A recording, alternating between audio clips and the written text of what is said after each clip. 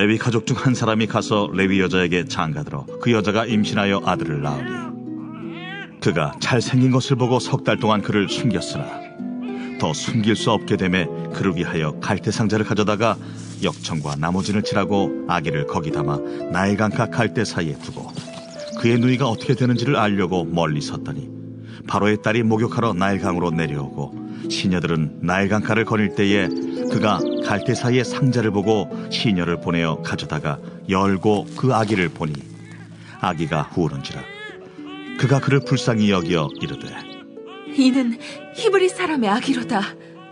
그의 누이가 바로의 딸에게 이르되 내가 가서 당신을 위하여 히브리 여인 중에서 용어를 불러다가 이 아기에게 젖을 먹이게 하리이까?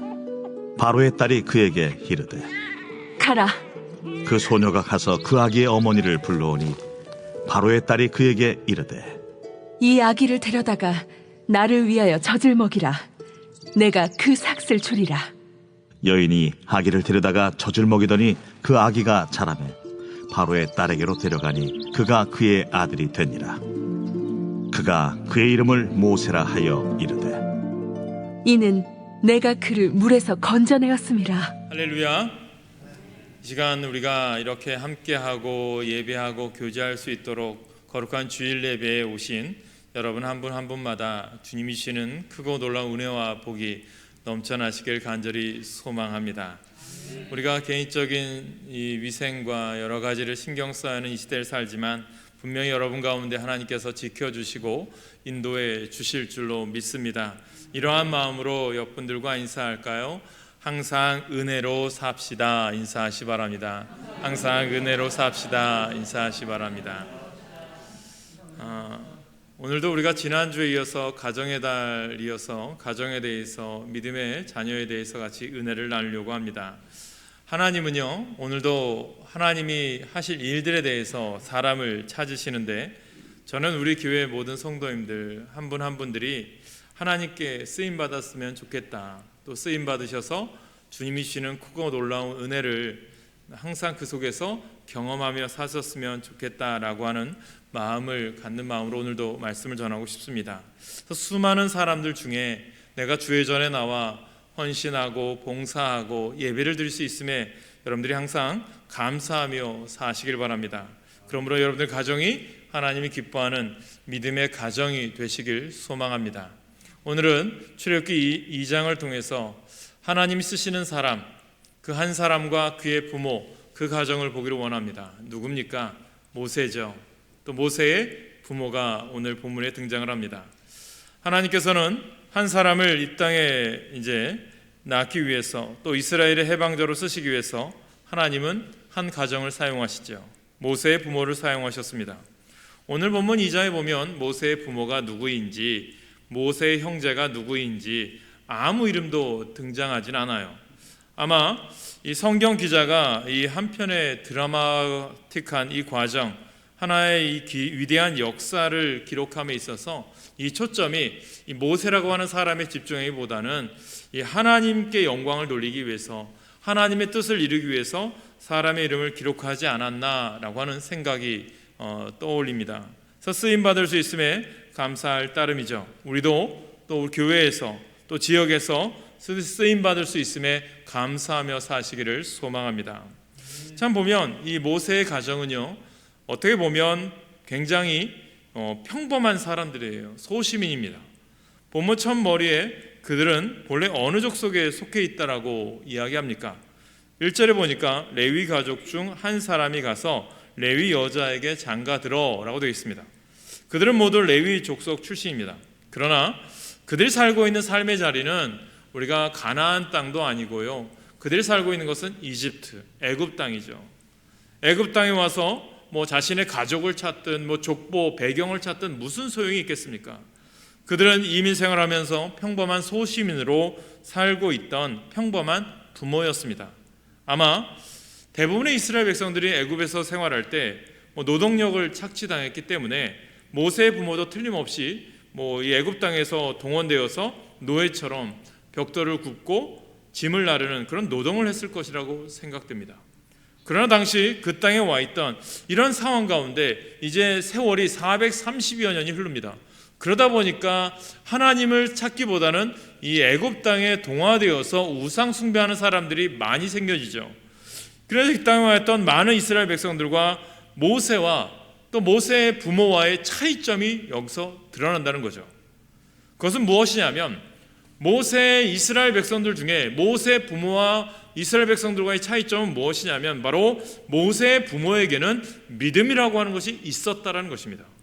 여러분, 성경의 여러 군데를 살펴보면 애굽 땅으로 이주해 온 후 상당히 많은 이스라엘 백성들이 애굽 문화의 영향을 받아서요, 하나님을 섬기기보다 우상 숭배의 죄악 속에 빠져 들어가는 모습을 우리는 볼 수 있습니다. 그러니까 이 애굽 사회에 동화되어 버리고 우상 숭배에 동화되어 버린 거죠. 그러나 그 가운데서도 모세의 부모는 달랐다는 거예요. 무엇입니까? 그들은 하나님께 대한 믿음, 야훼 하나님께 대한 신앙을 굳게 지켰다는 것입니다. 그것을 우리가 출애굽기를 통해서 알 수 있는 거죠. 그들은 우리와 하나도 다를 것이 없는 평범한 사람들이었지만 바로 믿음을 통해서 하나님의 도구로 쓰임받는 비범한 사람들이 되었다라는 거예요. 그들은 평범한 부모로 평범한 삶을 살았던 사람들이었지만 주변의 많은 사람들이 신앙을 떠나고 그들을 둘러싸고 있는 삶의 정황이 어두운 가운데서도 하나님에 대한 신뢰, 즉 믿음을 통해서 하나님께 쓰임받은 사람들이 될 수 있었다는 것을 우리가 깨달으셔야 됩니다. 그래서 다른 세상과는 다른 삶, 이것이 우리에게 중요하다는 거예요. 그래서 여러분들이 계속해서 우리가 새벽에 이제 우리가 출애굽기를 묵상해 오지만 정말 이 성경 인물들을 참 좋아합니다. 왜냐하면 하나님은요, 하나님의 일을 하시기 위해서 사람들을 쓰시기 때문이에요.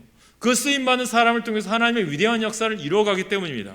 그러면 여러분들도 저는 우리 교회 모든 성도들이 또 여러분들 삶의 영역에서 하나님께 쓰임받으셔서 정말 이 땅과 이 나라 이 민족을 변화시킬 수 있는 리더, 하나님의 사람들이 되시길 간절히 축원합니다. 그래서 이제 모세의 탄생 사건을 둘러싼 하나님의 이 기적적인 드라마, 이 하나님의 섭리가 어떻게 나타나는가를 한번 살펴보겠습니다. 여기서 우리는요, 하나님이 기적을 행하셨다는 사실도 중요하지만 하나님이 이 기적을 성취하는 과정에서 모세의 부모의 믿음을 어떻게 사용하셨는지, 또 그 믿음이란 구체적으로 어떤 믿음인지, 그 믿음을 무엇을 말하는지, 그리고 오늘날 그 믿음이 우리들에게 어떤 교훈을 주는지 우리가 한번 주목해서 보셨으면 좋겠어요.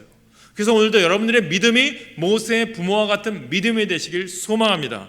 그래서 첫째로 믿음의 눈으로 자녀를 바라보시기 바랍니다. 이런 믿음의 눈으로 우리의 자녀를 바라보셔야 돼요. 모세의 부모는 돈이 많은 사람이 아니었어요. 권력이 있었던 사람도 아니었어요. 신분이 높은 사람도 아니었어요.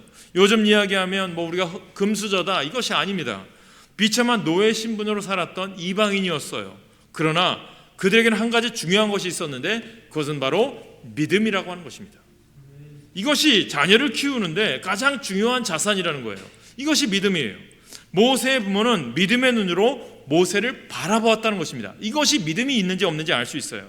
그래서 우리가 히브리서 11장 믿음장에서 볼 수 있는 모세의 부모에 대해서, 모세에 대해서 이렇게 얘기합니다. 우리 같이 읽어볼까요? 히브리서 11장 23절 시작. 믿음으로 모세가 낳았을 때에 그 부모가 아름다운 아이임을 보고 석 달 동안 숨겨 왕의 명령을 무서워하지 아니하였으며, 라고 믿음을 강조하고 말씀하고 있어요. 모세가 태어날 때는 역사적으로 어떤 시대입니까? 아주 비참한 시대예요. 애굽의 국무총리를 지냈던 야곱의 아들 요셉이 이제 죽고 난 이후에 요셉을 알지 못하는 애굽 왕 바로가 나타나서 이스라엘 민족을 학대하기 시작합니다. 왕조가 바뀌었어요. 여러분, 이 애굽 왕조, 이 이집트를 역사를 공부하다 보면 왕조들이 계속 바뀌어요. 이씨 왕조가 아니라 그 다음에 다른 성씨를 가진 왕조가 섰을 정도로 바뀐 거죠. 그러니까 요셉을 알지 못하는 다른 왕조가 서다 보니까 이 자신들이 와 있던 이방인이었던 이 이스라엘 사람들이 자꾸 번창하는 거예요. 고센 땅 좋은 나일강 삼각지에 살고 있는 거예요. 그러다 보니까 이들이 한번 반란을 일으키면 우리가 너무 힘들지 않을까, 그런 생각이 드는 거죠. 그러니까 바로 왕이 이들을 어떻게 해야 될까? 좀 죽여야 되겠다, 아니면 인구수를 조절해야 되겠다라고 싶어서 어떤 일을 했냐면 바로 요즘 이 시대는 아이를 낳으면 산부인과나 산후조리원이 있어서 쉽게 우리가 이제 몸도 조리할 수 있고 편하잖아요. 그런데 예전에는 그렇지 않았죠. 우리나라도 예전에 그렇지 않았죠. 그럼 아이를 낳다 보면 아이를 받아주는 사람을 부르죠. 산파를 부르죠. 이 당시에도 이 유대인들을 받아준 산파 둘이 유명한 사람이 있었는데 누구냐면 십부라와 부하라는 사람이죠. 이 사람들에게 이제 바로 왕이 시킵니다. 야, 너 유대인들 중에 이제 남자아이를 낳으면 그가 산모 모르게 죽여. 그렇게 명령을 내리죠. 그런데 어떻게 합니까? 이 여호와 하나님을 경외했던 이 산파들은요, 왕의 말을 듣지 않아요. 그러면서 이제 지혜롭게 이야기하죠. 어떻게 얘기합니까?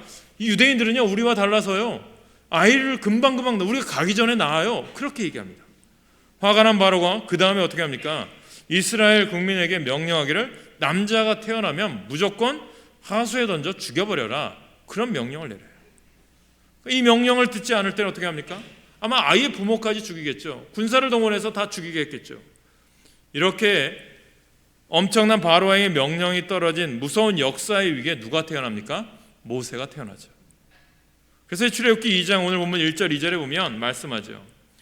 여러분, 이 가정에, 모세의 가정에 아이가 태어났어요. 여러분, 행복일까요? 불행일까요? 여러분, 신혼부부가 아이를 갖는 것만큼 기쁜 것이 어디 있겠습니까? 요즘 이 시대가 아이를 갖고 싶어도 태어나지 않는 가정들이 있어요. 제가 아는 분들 중에도 몇 가정이 있어요. 너무 안타깝죠. 그렇게 아이를 소원하는데 생기지 않으니까. 그럼 이 가정이 얼마나 이 아이를 태어난 게 기쁘겠습니까? 그렇지만 이 가정에 이 모세라고 하는 아들이 태어났다는 것은 불행입니다. 왜냐하면 이 아들을 하수에 버려야 했기 때문입니다. 이런 비극적인 상황 속에서도 모세의 부모는 어떠했느냐? 모세를 믿음의 눈으로 바라보았습니다. 이 증거가 있어요. 여러분, 히브리서 11장 23절을 보면 그 부모는 모세가 아름다운 아이다 라고 보았다라고 말하고 있어요. 그리고 출애굽기 2장 2절에도 보면 그 부모가 모세의 잘생긴 것을 보았다고 말하고 있어요. 그럼 미남일까요? 잘생겼겠죠. 그렇게 얘기할 수 있겠죠. 그런데 신약성경 사도행전 7장 23절에 보면 그 의미를 정확히 해석해요. 우리 같이 읽어볼까요? 사도행전 7장 20절입니다. 시작. 그때 모세가 낳는데 하나님 보시기에 아름다운지라 그의 아버지 집에서 석 달 동안 길리더니, 이렇게 기록되어 있어요. 어떤 의미냐면 여기서 아름다움이란, 미남이란 것은 잘생겼다는 의미가 아니라 이 히라버, 그리스어 원래대로 번역했던 원문 70인역에 보면 굉장히 중요한 단어로 쓰여지고 있는데 그것은 단순히 신체적인 아름다움을 의미하는 게 아니에요. 뭐냐면 합당한 아이, 하나님이 보시기에 합당하다, 그런 뜻을 가지고 있어요. 무엇입니까? 여러분들이 중요한 건요, 우리 가정에 자녀가 있어요. 저희 가정에도 자녀가 있고 여러분들도 뭐 장성한 자녀가 있든 다 자녀가 있을 거예요. 그렇지 않은 분도 있을지 모르겠지만 자녀를 볼 때 이 아이가 태어난 게 그냥 우연히 태어난 게 아니다. 이 자녀가 우리 가정에 온 게 그냥 갑자기 태어난 게 아니다. 어떤 의미입니까? 하나님의 뜻과 계획 가운데 보내주신 아이다라고 하는 것을 믿은 거예요. 하나님의 선물임을 믿은 거예요. 그게 영안으로 보였다는 거예요. 그게 믿음의 안목인 겁니다. 하나님께서 이 어려운 상황 가운데, 남자아이들이 다 죽어가는 상황 가운데 우리 가정에 모세를, 이 아이를 보내주신 것은 우리가 잘못해서 태어난 게 아니라 하나님의 뜻과 계획 가운데 이 땅에 보내주셨고, 이를 통해서, 이 아이를 통해서 하나님이 분명히 위대한 일을 감당하게 하실 거야 라고 하는 믿음이 있었다는 거죠. 저는 이 믿음이 여러분 가운데 있기를 간절히 축원합니다. 그래서 우리 가정의 자녀가, 여러분들의 가정의 자녀가 정말 이 땅에 태어난 것이 억지로 태어나고 우연히 태어나고 잘못 태어나고 왜 흙수저다, 그런 얘기가 아니라 하나님이 분명히 우리 가정에 보내주신 데는 주님의 뜻과 계획 가운데서 이 아이를 통해서 하나님이 하시고자 하는 큰 일이 있을 것이다라고 하는 기대와 소망 가운데 자녀를 믿음의 눈으로 바라보시길 간절히 축원합니다. 모세의 부모가 믿음이 있었기에 이렇게 바라볼 수 있었던 거예요. 믿음의 안목으로 이들을 바라보았던, 아들을 바라보았던 모세의 부모는 모세에게서 다른 아이들에게서 볼 수 없는 무엇인가 다른 것을 볼 수 있는 거예요. 믿음의 눈으로 자녀를 보는 것은 이렇게 중요합니다. 모세의 부모는 믿음의 안목으로 아들 안에 있는 엄청난 가능성을 본 거예요. 지금은 한 노예의 아들이지만 장차 위대한 지도자가 될 가능성을 보았습니다. 모세의 위대한 삶은요, 모세에게서 시작된 게 아니라 누굽니까? 믿음의 눈을 가진 모세의 부모로부터 시작된 겁니다. 모세의 부모가 영적인 시각으로 모세를 바라보았던 때부터 모세의 위대한 생애가 출발되어진 거예요. 자녀의 위대한 생애의 출발은요, 어떤 면에서 부모의 책임이 있다는 거죠. 그러므로 부모의 가장 중요한 첫 번째 의무는 자녀를 믿음의 눈으로 바라보셔야 합니다. 공부를 많이 시키고 필요한 물질을 공급해 주는 것만 중요한 게 아니에요. 가장 중요한 것은 먼저 내 자녀를 어떤 안목으로 바라보느냐 하는 거예요. 자녀의 장래는 부모가 그에게서 어떤 가능성을 보고 그 가능성을 믿어주느냐에 따라 결정됩니다. 우리가 잘 아는 사람이 있죠. 헬렌 켈러와 앤 설리반. 초등학교 때 다 배웠어요. 태어난 지 9달 되던 때에 앞을 보지 못하게 된 헬렌 켈러는 이제 들을 수 없고 말할 수도 없는 삼중고, 인생의 아픔 속에서 살았어요.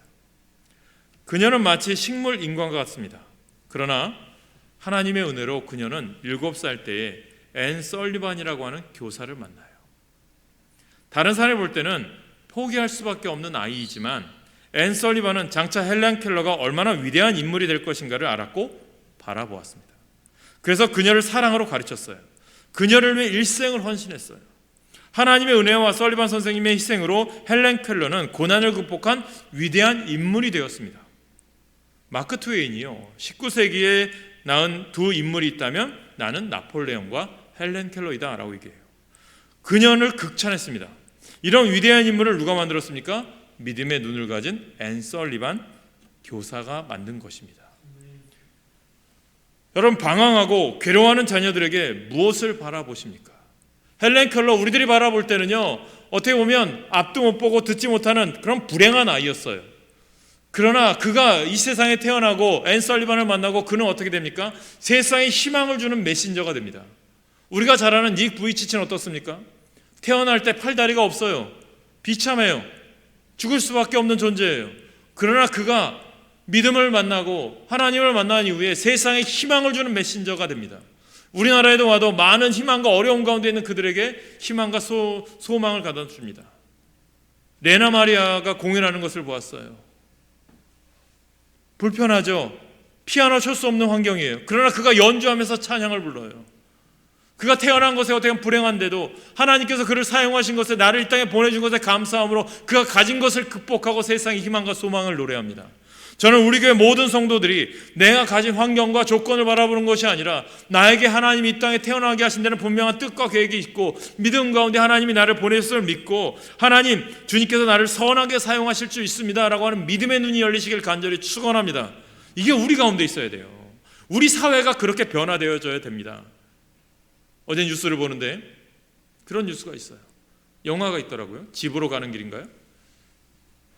강서에 이제 핸디캡 장애인을 가진 학교, 그런 학교가 세워지는데 3년 전에 얼마나 그 학교를 세우는데 그 장애인 가진 부모들이 무릎을 꿇고 허락해달라고 하는 장면이 나오더라고요, 뉴스에. 그래서 세워진 것을 얘기해요. 많은 사람들이 들어온 걸 방해해요. 집값 떨어진다고 다 반대하고, 다 반대하는데 쇼하지 말라고 하면서 그들을 조롱해요. 그런데 지금 3년이 지난 후에 감사하게 그 지역에 그 학교가 세워졌어요. 그리고 그때 무릎 꿇던 부모들은 자기의 자녀들은 3년이 지난 후에 다 졸업할 나이가 되어서 자신의 자녀들은 다니지 못하지만 다른 아이들이 이곳에서 다닐 수 있는 것에 감사한다. 사회가 변화되어야 된다. 그런 얘기를 하더라고요. 우리 사회가 변화되어야 돼요. 내 눈으로 보는 것이 바뀌어야 됩니다. 저는 그래서 미국이나 이런 선진국들을 바라보면 그런 생각을 해요. 미국에서는요, 아이들이 태어날 때 만약에 일찍 태어나는 아이들이 있으면 우리나라 얘기하면 이제 인큐베이터에 들어가거나 뭐 태어날 때 핸디캡을 갖고 태어난 아이들이 있으면 우리나라 사람들 얼마나 불행하다고 생각하고 내 아이에게 왜 이런 아이가 태어났나 이렇게 생각하죠. 그런데 미국은요, 그 아이가 자랄 수 있도록 뭐 인큐베이터에 들어가는 것 부모에게 부담 주지 않도록 나라에서 다 지원해 줘요. 왜 그럴까? 그들에게는요, 이런 사고가 있습니다. 이 아이가 핸디캡을 갖건 일찍 뭐 태어나서 인큐베이터에 들어가서 수백만 원이 들어가도 이 아이가 자랄 수 있도록 도와줘야 되는 것은, 그 미국 사람들의 사고는 그거예요. 그 아이가 자라서 우리나라에 어떤 선한 영향력을 끼칠지 우리는 아무도 모릅니다. 우리는 물질적인 가치관으로 아이의 생명을 비교할 수가 없습니다. 그런 얘기를 해요. 이 사회가 바뀌어져야 된다는 거죠.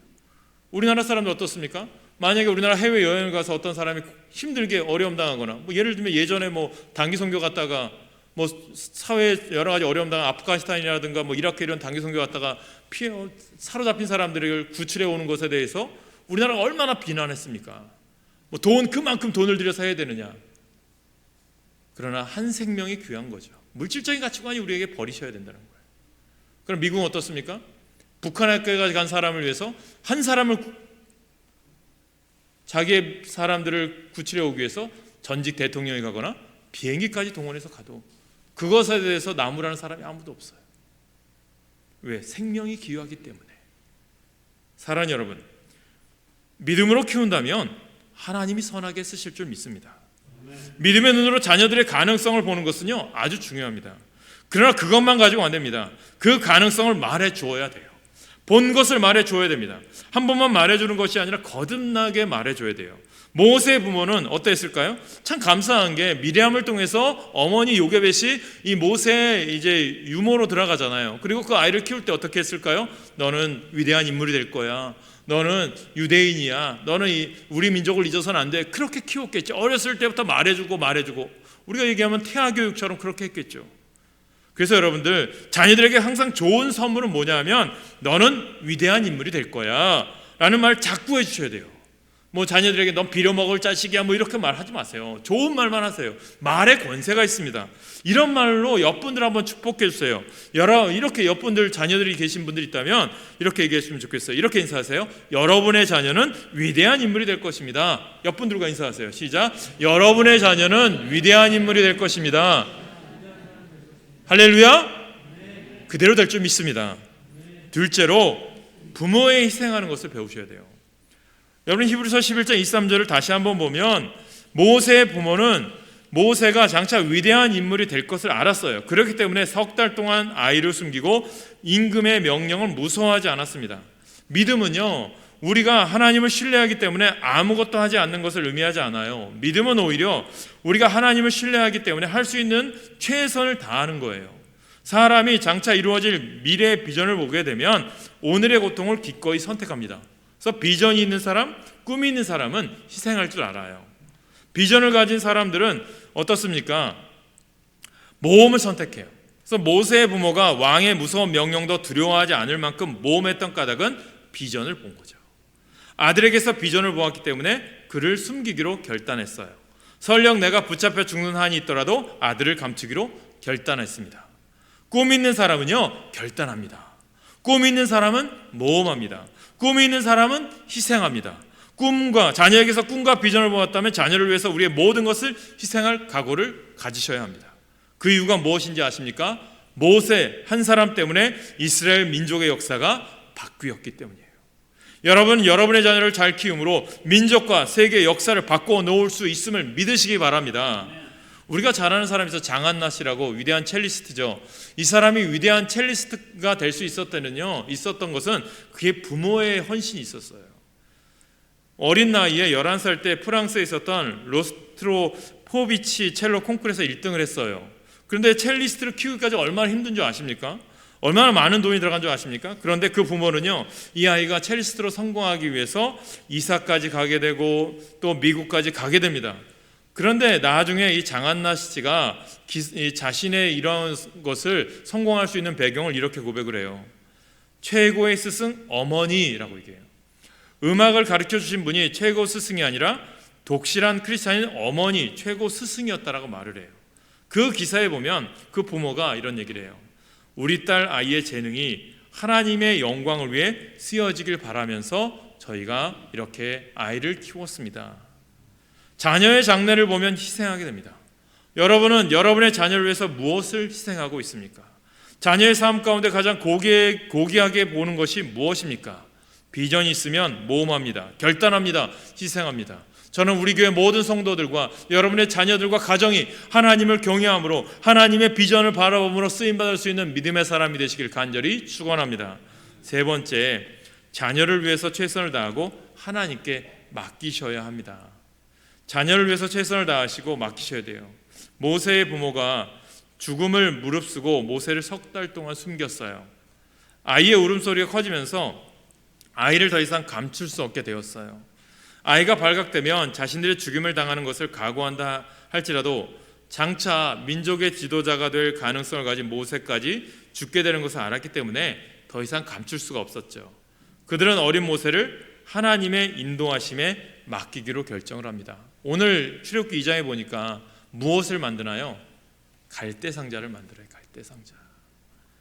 여러분, 갈대상자를 잘 보세요. 무엇을 합니까? 열심히 이 갈대상자로 엮은 다음에 역청을 바르고 물이 들어오지 않게 해요. 여러분, 이 갈대상자를 딱 보면서 창세기에서 어떤 것이 생각납니까? 노아의 방주와 똑같습니다. 노아의 방주도 어떻습니까? 똑같이 역청을 바르고 물이 들어오지 않게 만들어요. 그리고 노아의 방주와 이 갈대상자가 가진 공통점이 있어요. 또 무엇인지 아십니까?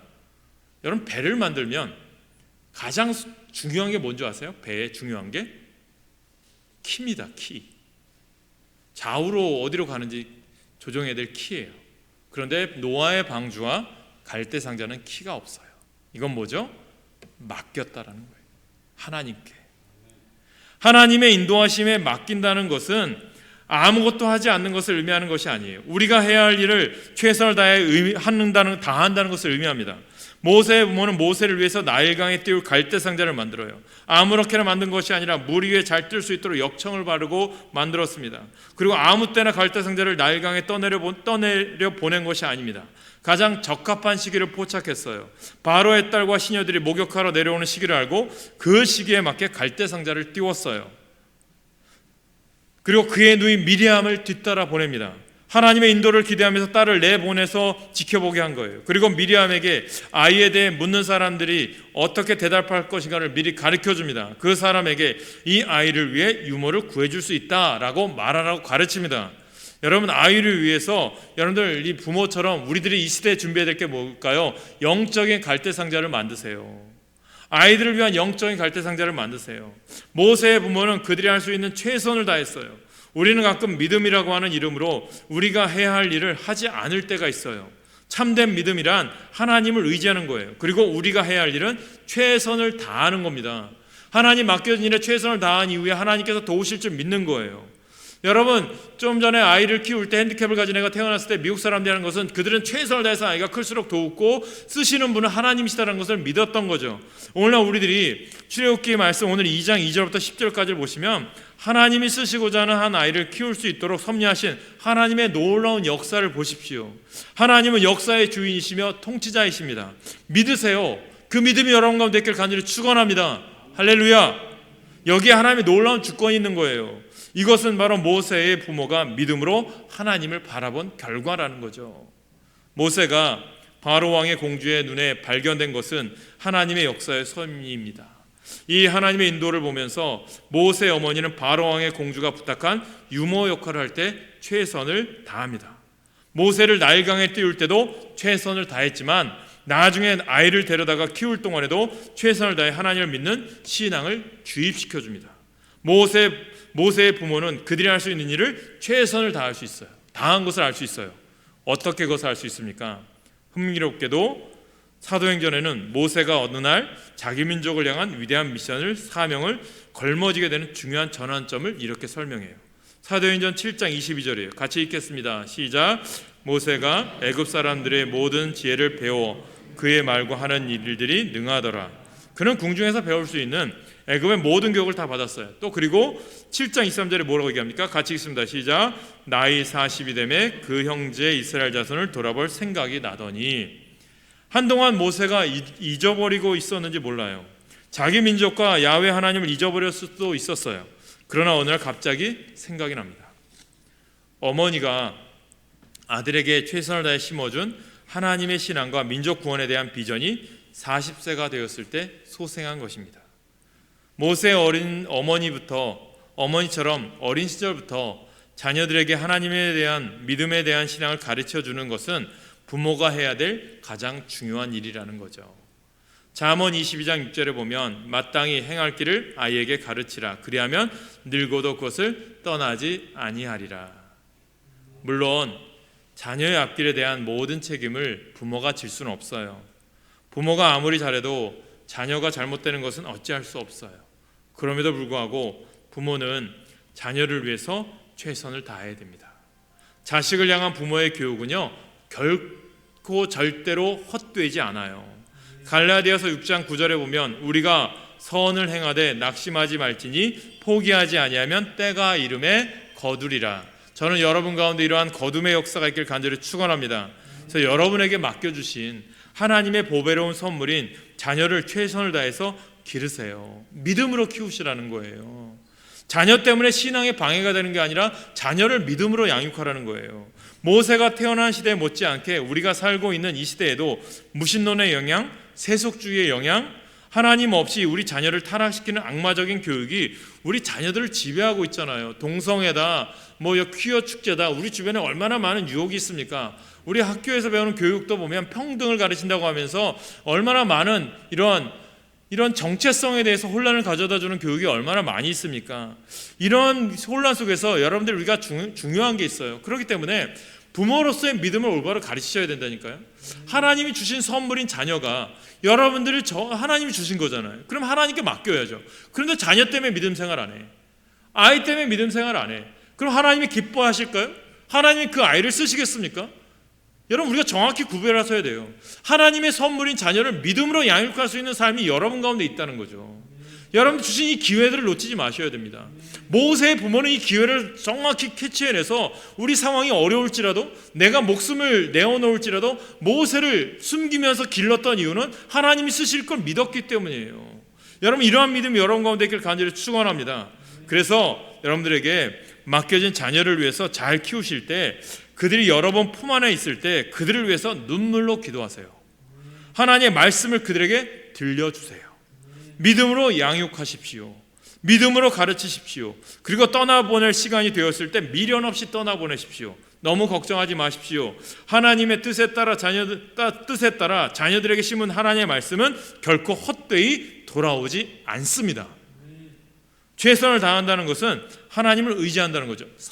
여러분, 90일 동안 숨기고 석 달 동안 숨기고 나서 이제 과감하게 모세를 보내요. 맡겼어요. 믿음으로 키운 다음에 맡긴 거죠. 우리 자녀들이 믿음으로 키우지 않기 때문에 세상이 두려운 거죠. 여러분, 하나님 앞에 말씀으로 키워 정확히 나아가서 세상을 변할 수 있는 자녀가 여러분들의 자녀가 되길 간절히 축원합니다. 그래서 자녀를 위해서 기도하는 거예요. 자녀들이 앞길이 노력만 한다고 열리는 것이 아닙니다. 훌륭한 인물이 되려면 좋은 사람을 만나야 돼요. 자녀의 앞길을 막는 악한 사탄이 금지되어야 합니다. 귀한 기회가 자녀들에게 주어져야 합니다. 이런 모든 것들을 위해서 부모는 자녀를 위해서 기도하셔야 돼요. 새벽에 자녀를 위해서 기도하십시오. 사랑하는 여러분, 자녀에게서 무엇을 바라보십니까? 아니, 우리 자신에게서 무엇을 보고 계십니까? 모세를 사용하신 하나님은 오늘 이 시대에 우리를 사용하기 원하세요. 여러분의 자녀, 남편, 또한 아내가 때로 무력해질 수 있습니다. 실패할 수도 있습니다. 좌절할 수도 있습니다. 절망할 수도 있습니다. 모든 것을 다 포기하고 주저앉아 괴로워 눈물 흘릴 때도 있습니다. 그럴 때 여러분은 무엇을 그들에게서 보십니까? 모세의 부모처럼 그들에게서 위대한 인물이 되는 가능성을 바라보십시오. 앤 설리반이 식물 인간과 같은 헬렌 켈러에게서 위대한 인물의 가능성을 본 것처럼 실직해서 고향에 내려간 나다나엘 호돈에게서 훌륭한 소설가의 가능성을 본 아름다운 여인처럼 그들 안에 있는 가능성을 보면서 격려해 주십시오. 보잘것없는 부모에게서 세계 복음화의 사명을 감당할 탁월한 제자의 비전을 보신 바로 예수님처럼 보잘것없는 어부들, 그들을 세우신 예수님의 놀라운 은혜처럼 그들 안에 잠자고 있는 가능성을 여러분 말씀으로 일깨워 주십시오. 하나님은 오늘도 우리를 사용하시기 원해요. 위대하게 사용하시길 원하세요. 하나님께서 우리 안에 심어준 비전을 꼭 붙잡으세요. 그 비전을 성취하기 위해서 과감하게 모험하시고 결단하십시오. 우리 자녀 안에 꿈틀거리는 가능성을 보십시오. 그 가능성을 드러내기 위해서 값을 지불하십시오. 보잘것없는 인생에게서 위대한 가능성을 보시고 그를 만들어 가시는 하나님의 은혜를 깨달은 사람 파스칼은요, 그의 책 팡세라고 하는 책에서 이런 이야기를 합니다. 아브라함의 하나님, 이삭의 하나님, 이스라엘의 하나님, 그리고 나의 하나님. 그는 이렇게 기록하고 무릎을 꿇고 눈물 흘리며 기도했다고 합니다. 너무 감격해서 눈물 흘린 거죠. 사랑하는 여러분, 아브라함과 이삭과 야곱의 하나님, 모세 하나님, 파스칼의 하나님은요, 바로 오늘 우리의 하나님이십니다. 한 시대에 이스라엘 민족을 위해서 모세를 사용하신 하나님은 이제 이 혼탁한 시대에 정말 한 번도 경험해보지 못한 이 코로나19라고 하는 시대 속에서 하나님은 이 어려운 시기에 우리를 주님의 자녀로 부르신 목적이 있어요. 뜻이 있는 거예요. 이것이 우리에게 교회론이 되셔야 된다는 거예요. 우연히 나는 이 교회 왔어? 나는 억지로 이 교회 왔어가 아니라 하나님이 분명히 우리 교회를 보내주셨고 하나님께서 여러분들 이 땅에 믿음의 자녀 삼아주신 뜻이 있음을 발견하셔야 돼요. 그게 믿음의 눈으로 바라보는 거죠. 그러므로 하나님께서 우리 교회를 통해서 내가 할 수 있는 헌신을 할 때 이것이 모세와 같이 쓰임받기를 원합니다. 그래서 하나님은 바로 우리를 하나님께서 쓰시기를 원하신다는 거예요. 그 쓰임받는 일꾼이 되셔서 우리의 가족이, 우리의 자녀가, 우리 모든 성도가 지역을 변화시키고 나라를 변화시킬 수 있는 믿음의 명문가를 이뤄가는 우리 하나로 중학교 모든 믿음의 가문 되시길 간절히 축원합니다. 기도하겠습니다.